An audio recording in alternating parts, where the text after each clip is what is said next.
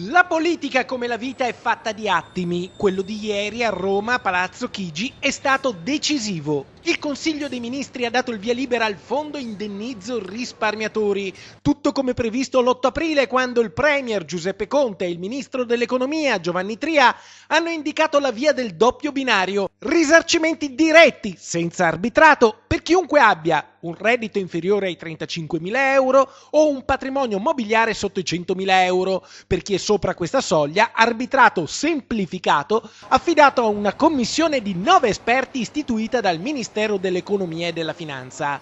Arbitrato che comunque è necessario per distinguere chi è stato truffato e chi no. Una soluzione condivisa dalla larga maggioranza delle associazioni. Di Maio avrebbe voluto l'unanimità, avrebbe preferito evitare l'arbitrato anche per i redditi più alti e forse proprio per allargare la platea dei risparmiatori che hanno diritto a rimborsi quasi automatici è stata alzata l'asticella.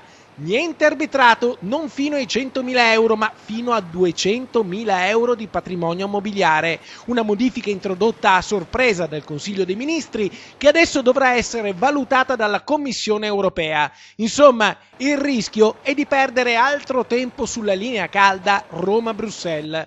La Lega però non ammette altri rinvii e proprio per evitare incertezze il governo darà immediatamente corso agli indennizi automatici per i risparmiatori che rientrano nel vecchio parametro dei 100.000 euro di patrimonio mobiliare. Il decreto ora dovrà essere trasformato in legge entro 60 giorni. Dopo la raccolta delle domande potranno iniziare i rimborsi che prevedono un indennizzo del 30% del valore di acquisto dei titoli per gli ex azionisti delle banche popolari e del 95% per gli obbligazionisti. Il fondo, alimentato dai conti dormienti, vale 1,5 miliardi di euro, ma il documento di economia e finanza intanto prevede di mettere in cassa 75 milioni di euro quest'anno, 325 milioni il prossimo e 425 nel 2021. Insomma, si parte. Questa notte 300.000 risparmiatori sono stati con il fiato sospeso. Ora possono tirare un sospiro di sollievo, forse, speriamo, perché come dicevamo, la politica, come la vita, è fatta di attimi.